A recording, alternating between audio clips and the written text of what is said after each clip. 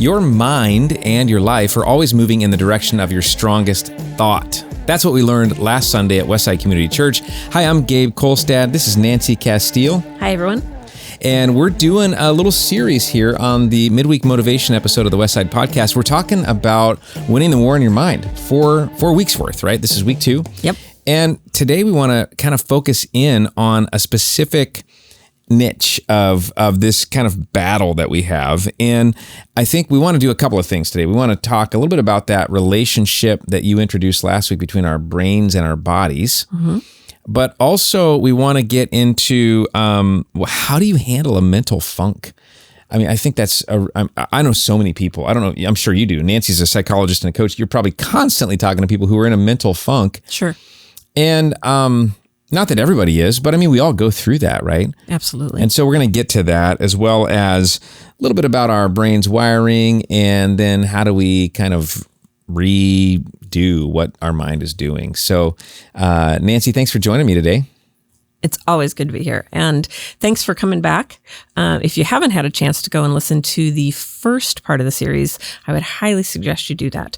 What I was trying to do last time is, as a coach, I'm a psychologist, but I'm a coach. And when I say a coach, it's because I'm a little more directive than a person who's going to be like, how do you feel about that? Right. I jokingly always say that I do care about your feelings, but you can't always live there. You need to be able to function out in the world. And so, and probably it's also fitting for my personality just to be a little more coach-like and directive.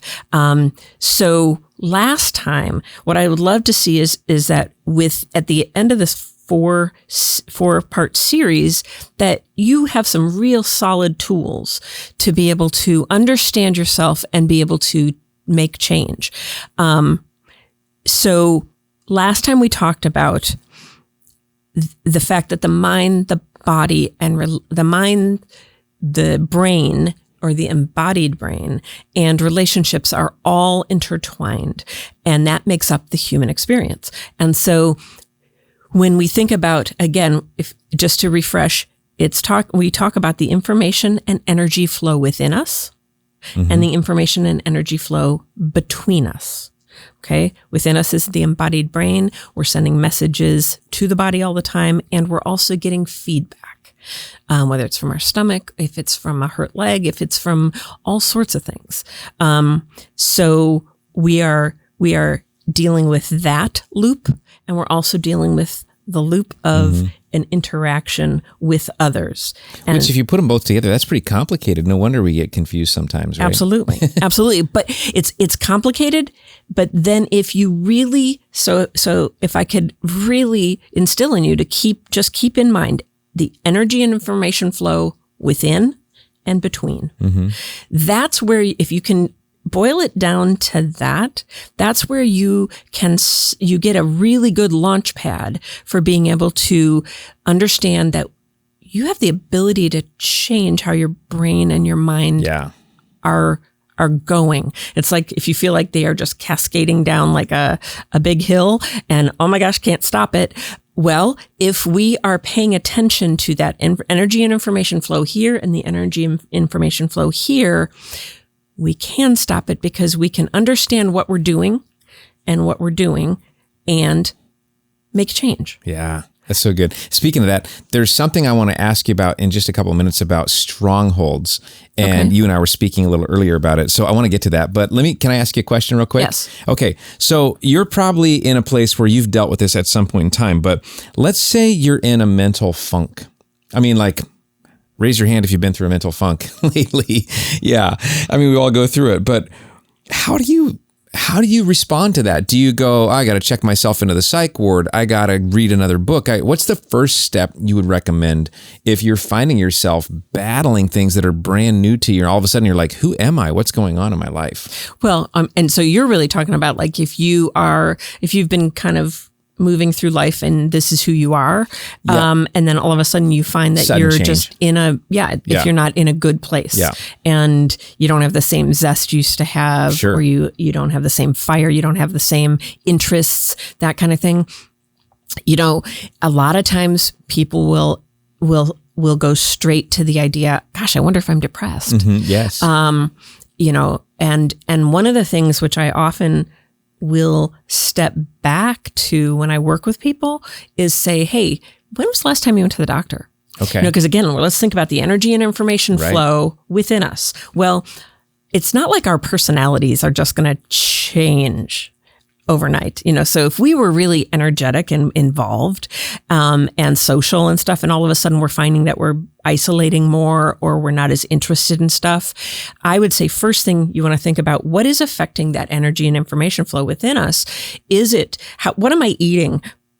Have I been sleeping, you know, well enough? And one thing about sleep, it's, you know, too little sleep and too much sleep. Neither one are good for us because. So you know, what do you think is the right amount? Oh, Lordy. Well, I think that people are saying now that it's like, we used to think 8 hours. You know, when you're an adolescent, you have so much growth and change going on that they need probably 8 to 9 hours. Yeah. And again, I'm no expert on this, so please just take it as you know, a Nancyism at the today. but I think the research has been showing that adults really need more like 7. Yeah. You know, I know that for me, my sweet spot is 7 hours. And I ask this of people when I'm working with them, you know, where is it your good spot? Where is it like, if I could get this, that'd be awesome. But you definitely don't need it every day. And then I could do this amount, but if I do it for very long, I'm going to be sick. I know for me, 7 is my sweet spot. Very good. 8 is like such a vacation or such like a wow, that's cool. And 6 I can do for a while, but not that long before I'm going to start not feeling so good. Yeah.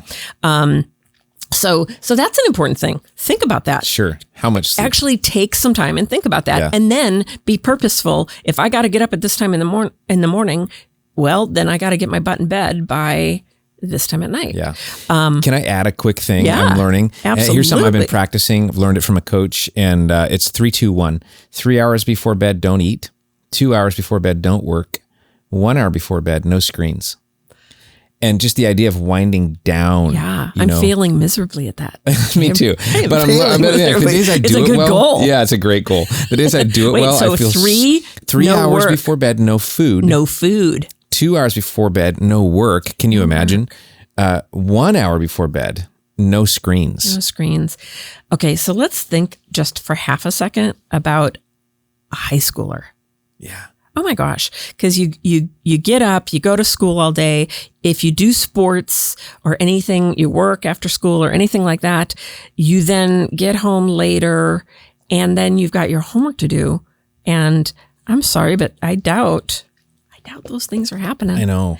And so how do you budget? Yeah, like that. You got to budget that. You do have to budget it. And I don't know. We'll have to come back to that. I have to do some thought on that because I'm not very good at that. I really have to, boy, I'll tell you what, presented a challenge. When I do it, I feel so good the next day. Yeah. Yeah. Yeah. No, I'm sure. So the little yellow screen on iPhone, that's not good enough. Yeah. Right. The blue light. The blue light right, or whatever. Or something like that. Yeah. So, okay. So let's go back to, that idea of being in a funk. So understand what you're doing. Like, are you getting enough activity? Mm-hmm. I heard just recently, I heard a story that said that what they're finding is that if we sit a lot, so whether that sitting is in class, if it's sitting in front of your computer at work, if it is sitting watching Netflix for hours, or if it's sitting gaming, that sitting for extended periods of time have terrible health outcomes. So we think about the energy and information flow again. So what they say now is that 30 minutes of exercise a day doesn't have to be all at once. Okay. What they actually would love is that you're moving. What I heard, and I don't know how I'd ever do this, what I heard is that every 30 minutes, you're getting 5 minutes. You're up and you're moving your body for 5 minutes. Wow. I would love that if I see someone for an hour. Yeah. If I go, hey, do you mind if I walk in place? I'm just kidding. That clearly it's not going to happen every 30 minutes. But if it happens more often than it did before, then cool. So just moving your body. Maybe that's why my watch is constantly saying it's time to stand up. Yeah, it is. It is, because the research is definitely clear that sitting too much is not good for us. Interesting. So I hear you saying physical things are affecting the way we're feeling. Well, and the other piece is, even. like I said, I will say, hey, when was the last time you went to your doctor? Yeah. Because, if you go to your doctor and you just say, hey, I would like a physical, or I'd like, I haven't been feeling as good. Hopefully, your doctor will not, if they have you do some blood work, typically they're going to do things like the CBC or the lipid panel, which is basically the usuals for looking at overall bodily function. Right. But you have to actually ask for a couple of things. Maybe your doctor would just automatically do them and you don't have to ask, but you don't always want to bank on that. Like if you did find all of a sudden I'm kind of listless, I don't feel as good. I used to have a lot more energy. I used to be more interested in stuff. I would say make sure you get your TSH done, which is your thyroid function, and just to find out if your thyroid is functioning well and on target, because you don't want to have hyper or hypothyroid. That's basically, you don't want to be revving up too much or revving down shifting too much. In that regard, you also, every doctor is going to say that everyone in the Pacific Northwest, which is where we are, we're in Portland, gets too little sun. Yeah. Okay. Because especially in December and January. Yeah. Totally. And so they'll all say you probably need to take some sort of a vitamin D supplement or calcium supplement or whatever. Say trip to Vegas. No, yeah, yeah, exactly. But a vitamin D supplement, but what I do like to do is have you ask for your vitamin D to be checked, just because I've had some young people, like people in their teens and 20s that I've worked with that have had that kind of listless feeling, and I've had them go and do that, and they have found out that they were disastrously low. Wow. In that area. So because doctors will say, well, just take a vitamin D supplement. And if you just take like one, over the counter, but you find out that you're a disastrously low, they would want you to take a lot more than that. But how do you know unless you actually get information on it? So, you ask for a TSH, you ask for that. If you are a guy, and you're finding that you're really powered down or whatever, you could ask for hormones to be tested. Women's hormones are a little more funky to test, only because they fluctuate a lot. Okay. And so if you test them, that's just on that one particular day. I mean, I think that male like tests are a little more, are a little more reliable. So anyways, find out what's happening with your body first. Because we are a complex being. Well, and it's so good. I mean, I think just to pause for a second and acknowledge, we're doing a faith-based podcast here. And a lot of times we like to separate our physical life from our spiritual life. But the truth is they're intertwined. Oh my gosh. You can't, Absolutely. Your stomach has a lot to do with your faith. Yeah. Well, your testosterone or your estrogen it has a lot to do with your faith, because everything works together, right? Right. Yeah. Right. And obviously there are sects of religions that may not have that in agreement, right. but I think for our purposes, we are seeing that, God created us. God created how complex we are. But he didn't say, okay, good, you're good to go. See you later. Right. He would like us to be keeping in mind who we are, what we have going on, and how how our choices every day are affecting us. So, that would be my first thing. And then, I love it. And then I think secondly, when you talk about if you're in a funk, and really it could be anything we were talking about, you almost got to go to like, well, there's a couple of things. I mean, you brought up wiring in the brain, and we could talk about the wiring in the brain in a half a second, but if you think about where are you putting your attention, and if you're in a downward spiral, if you feel like I'm not in a good place, is that where you're putting all your attention and focus? I know that I certainly have known and worked with a number of people, and I've done it at times when, when you don't feel very good or when you're mad, like kind of music I put on is like, does it make you move to a different place or does it make you angrier? Does it make you more sullen? Because typically misery loves company. And so, we might gravitate towards things that are going to be more angry or more sad.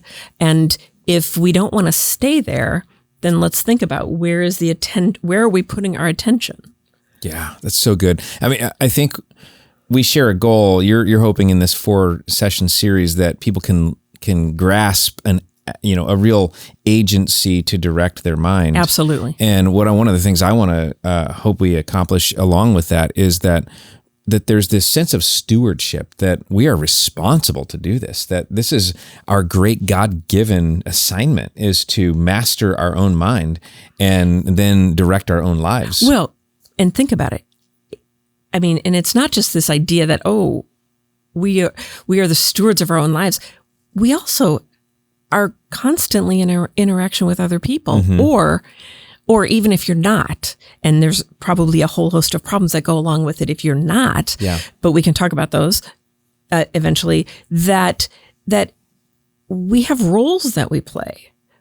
We're parents, we're daughters, sons, we're siblings, we're, what else? Spouses, we're employees with an employer, we are employers who have people that work and look up to us.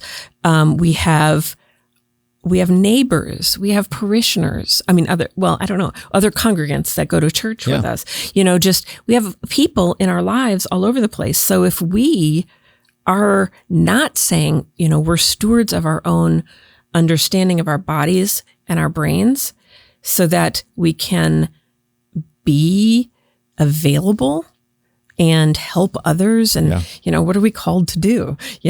If we're not present, we're not going to be doing much. That's right. And so to be stewards of ourselves is to really also allow us to be present in those connections that we have with others. So that goes to that energy and flow. So good. And I mean, between us. Starts with God, right? Present in that relationship, present with others. That's good. Absolutely. Well, it's funny because you think about it, it almost starts for little ones. It starts with mom and dad, doesn't it? Because they're born and mom and dad are like everything.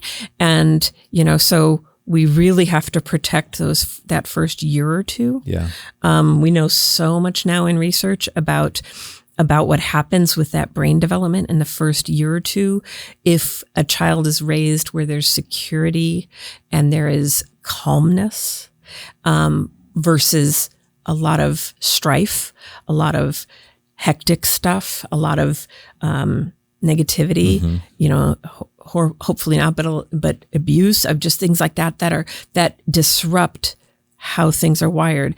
And I think one of the things we should definitely talk about in one of the future podcasts is, what if you are actually kind of learning to create relationship on your own? Because what I'm saying here is that kind of those early years of that relationship between mom and dad and child are so much like the priming of the pump for relationship with others in that child's life and with God. Yeah. Because it's what do you do? It's certainly a call to responsibility and action, and to get this right as soon as we can, because it is affecting everybody around us, right? And nobody is doomed to having it wrong. Yeah. Nobody is doomed. Well, and that's good to hear, because I know a lot of people who feel that they are. They feel that because of the way they grew up, because their family history, right, or any other number of factors, they feel like they're somehow fatalistically doomed to not succeed mentally, right, or not good enough, right, all that kind of stuff. Yeah, definitely. Okay, so you mentioned two things, and I want to get back to a couple of them real quick, and then we'll save some of the good stuff for another episode. But one is kind of that those pathways. I'm no brain expert. I don't even really know the difference between dendrites and synapses. But I do know that we create ruts or pathways when we think something. Well, and then we think it more than once, and it's like, okay, now that's more of a pathway. And then 3-4 times, and now all of a sudden there's a trend happening in our brain, right? Well, and I guess I'll there's a couple things I really think that would be cool to talk about in regard to that, the wiring of the brain. One is to think about like all of the different connections that we have in the brain. The way I liken it when I work with people is I will say, let's just think when you are born, have you ever seen a picture of the brain, of all the different, they look like just thousands of little tree branches. And when the way I say it always is like, it's almost like you're born and you have a direct phone connection to everybody in Seattle, but you're not going to call everybody in Seattle. So over time, the people that you call all the time, or the things that you do all the time, the things that you spend your time doing, the places that you dwell, okay, the activities you do, those connections are going to get hardwired, and it's called myelinization.